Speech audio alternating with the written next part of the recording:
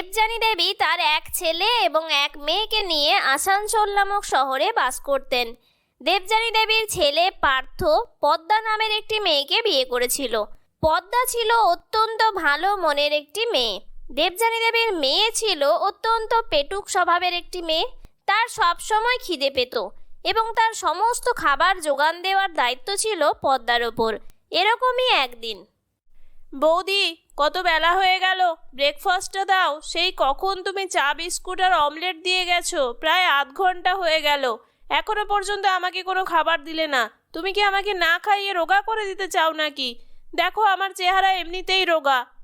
তোমাকে তো এই আধা ঘন্টা হলো ডবল ডিমের অমলেট দিলাম, এক প্যাকেট বিস্কুট দিলাম আর এক মগ ভর্তি চা দিলাম, তারপরেও তোমার আধা ঘন্টা পরেই খিদে পেয়ে গেল। একটু তো ব্রেকফাস্ট বানাতেও টাইম লাগবে। নিজে তো বাড়ির একটা কাজও করো না, শুধু অর্ডার করো। আমাকে তো একটু হেল্পও করতে পারো। মা, দেখেছো তোমার বৌমার কথা শুনেছো? আমাকে এখন নাকি রান্নাঘরে গিয়ে হেল্প করতে হবে, তবেই আমি খেতে পারবো, না হলে আমি খেতে পারবো না। আর তোমার বৌমা আমাকে সব সময় খাওয়া নিয়ে খোঁটা দেয়, সেটা তুমি দেখতে পাও না? তুমি তো কই কিছু বলতে পারো না বৌমাকে? ওহ নিশা, সব সময় এরকম কমপ্লেন করিস না। তোর বৌদি তো ঠিকই বলেছে, একটু তো গিয়ে হেল্পও করতে পারিস। তোর তো আজকে কলেজও নেই, সব সময় বসে না থেকে একটু তো মাঝে মাঝে বৌদিকেও হেল্প করতে পারিস। আর বৌমা, মেয়েটা কদিনই বা বাড়িতে আছে, তুমি আর ওকে খাওয়া নিয়ে খোঁটা দিও না। তুমি তো সব সময় তোমার বৌমাকেই সাপোর্ট করো, আমার সাপোর্টে তো কথাই বলো না। আমার খাওয়া নিয়ে যখন তোমাদের এতই সমস্যা, তখন আমি দাদাকে বলে দেব যে আমার জন্য যাতে করে আর কোনো খাবার দাবার না নিয়ে আসে, তাহলে তোমাদের শান্তি হবে তো। এই বলে নিশা রাগে উঠে চলে গেল এবং পদ্মাও রান্নাঘরে চলে গেল। বৌদি, আজকে দুপুরে একটু ভালো কিছু বানিও তো, অনেক দিন হলো বিয়ে বাড়ির খাওয়া খাইনি। তাই আমি মনে মনে ভাবছিলাম যে আজকে লাঞ্চে বিয়ে বাড়ির স্টাইলে একটু রান্নাবান্না খাবো।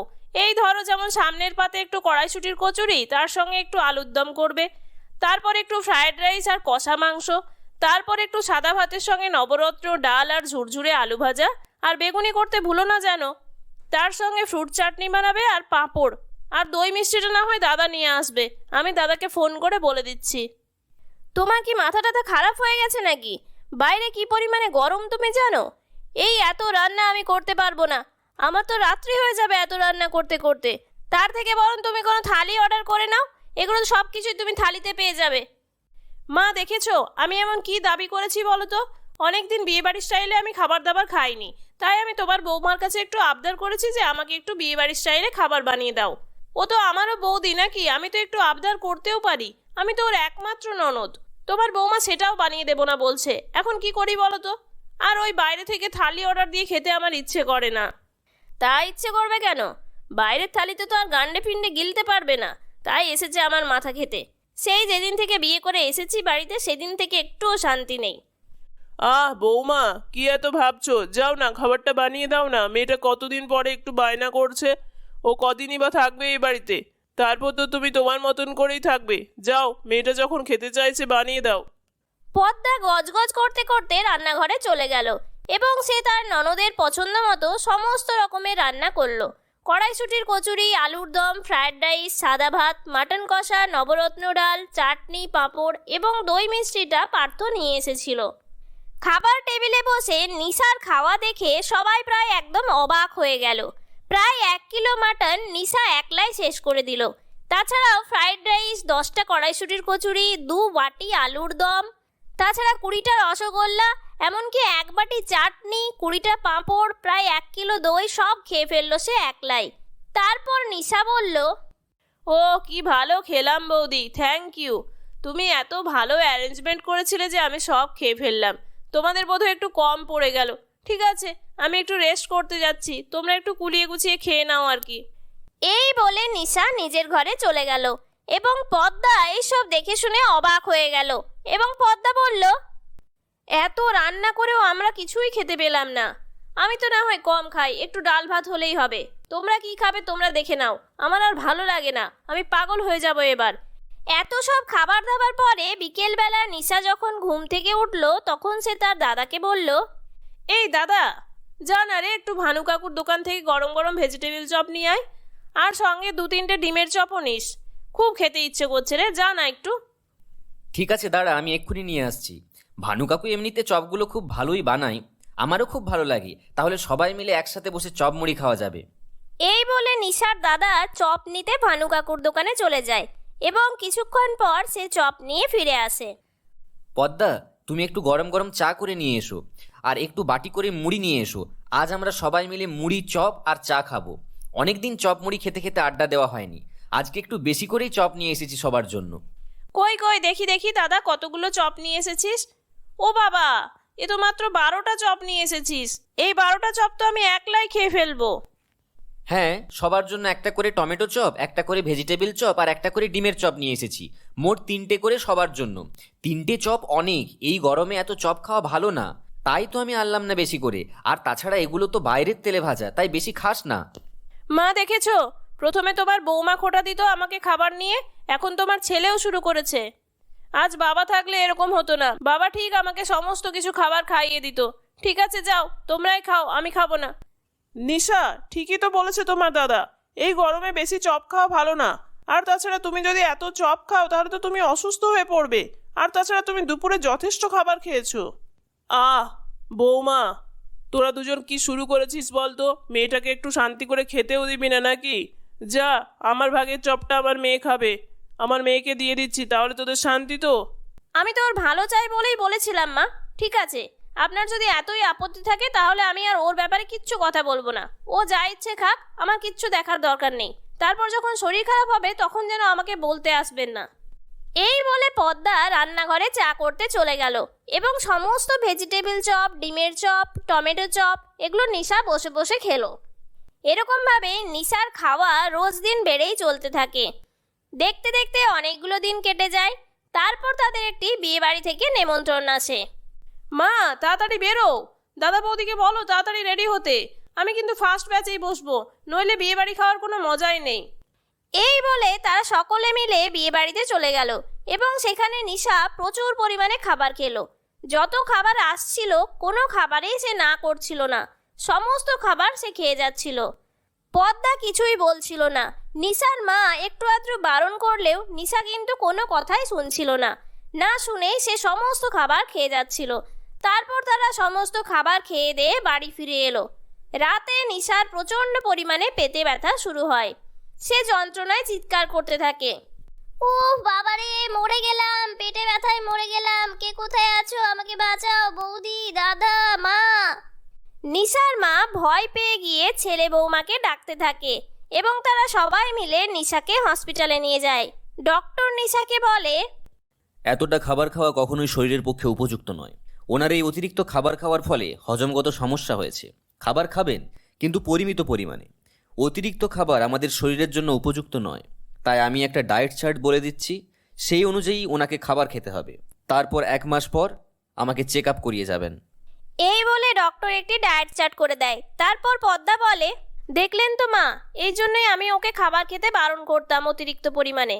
আর আপনি হয়তো ভাবতেন আমি ওর জন্য খাবার বানাতে চাই না বলে এরকম করছি। অতিরিক্ত পরিমাণে খাবার খাওয়া একদমই ভালো না। আমি এটাই ওকে বোঝাতে চাইতাম সব সময়। বৌদি, আমাকে ক্ষমা করো। মা, দাদা, তোমরা সবাই আমাকে ক্ষমা করো। আমার এই অতিরিক্ত লোভ তোমাদের এত সমস্যায় ফেলেছে। এবার থেকে আমি পরিমিত পরিমাণে খাবার গ্রহণ করব। আর ডক্টর যেভাবে আমাকে ডায়েট করতে বলেছে সেইভাবেই আমি খাবো। এরকমভাবেই নিশা ডক্টরের কথা মতো ডায়েট চার্ট ফলো করতে থাকে এবং তার শরীর ধীরে ধীরে সুস্থ হয়ে যেতে থাকে। তারপর থেকে নিশা কোনোদিনই বেশি খাবার খেত না।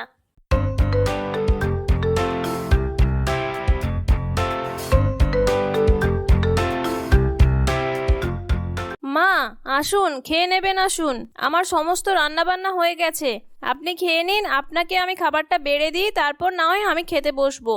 বৌমা, তোমার এই কদিন বিয়ে হয়েছে, এক্ষুনি তুমি এত সংসারের দায়িত্ব নিচ্ছ কেন মা? সত্যি তুমি আমার ঘরের লক্ষ্মী। তুমি আসার পর থেকে আমার ছেলের জীবনে কত উন্নতি হয়েছে। তাছাড়া আমাদের ঘর সুখ সমৃদ্ধিতে ভরে গেছে। সবার কত খেয়াল রাখো তুমি। সত্যি বৌমা, তোমাকে বৌমা হিসেবে পেয়ে আমি খুব খুশি হয়েছি।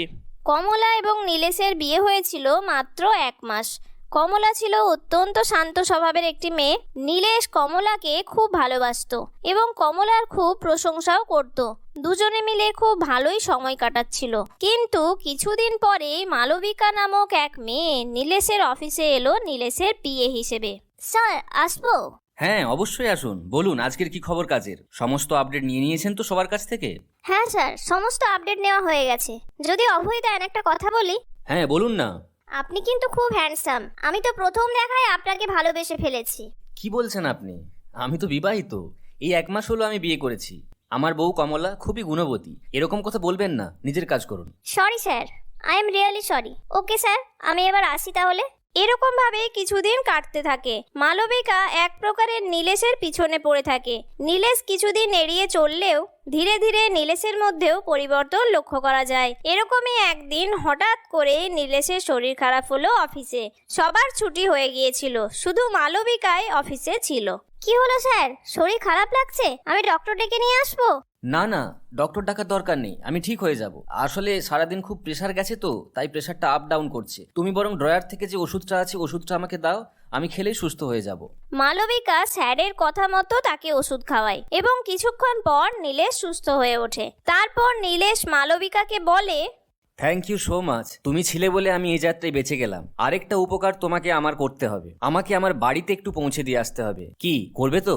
কি বলেন স্যার, এইটুকু কাজ করতে পারবো না আপনার জন্য? আপনি যদি বলেন আপনার জন্য সমস্ত কিছু করতে আমি রাজি। তারপর মালবিকা নীলেশকে নিয়ে নীলেশের বাড়ি পৌঁছে দেয়। কি হয়েছে বাবা, তোর কি শরীর খারাপ লাগছিল নাকি? আর এই মেয়েটাকে, একে তুই কোথায় পেলি? আয় আয় বস। মা, এ হলো মালবিকা, আমার অফিসে চাকরি করে। আসলে অফিসে আমার হঠাৎ করেই শরীরটা খুব খারাপ হয়ে গেছিল। এই মালবিকাই আমাকে ওষুধ খাইয়ে সুস্থ করেছে। আর আমি গাড়ি চালাতে পারছিলাম না, সেই জন্য আমাকে ড্রাইভ করে বাড়ি পৌঁছে দিয়ে গেল। ধন্যবাদ বোন, তোমার জন্য আমার স্বামী সুস্থ হয়ে উঠেছে। এইভাবে ধীরে ধীরে মালবিকার যাতায়াত নীলেশের বাড়িতে বাড়তে থাকে। মালবিকা প্রায়ই নীলেশকে নিতে আসতো অফিসে যাওয়ার জন্য, আবার অফিস থেকে বাড়ি পৌঁছেও দিয়ে যেত। একদিন নীলেশের মা কমলাকে বলল, বৌমা, এই মালবিকার রোজ দিন যাতায়াত আমার ঠিক ভালো লাগছে না। ওকে ঠিক আমার সুবিধের মেয়ে মনে হয় না। তুমি একটু নীলেশের সঙ্গে কথা বলো। এদিকে নীলেশের সঙ্গে মালবিকার ঘনিষ্ঠতা বাড়তে শুরু করে আর কমলার সঙ্গে নীলেশের দূরত্ব তৈরি হতে থাকে। কমলার কোনো কথাই নীলেশের ভালো লাগতো না। সব সময় নীলেশ বিরক্ত থাকতো কমলার ওপর। এরকমই একদিন, মালবিকা, ভেতরে এসো। মা, দেখো কাকে নিয়ে এসেছি। আমি আর মালবিকা বিয়ে করেছি। কমলা অত্যন্ত ব্যাকডেটেড মেয়ে।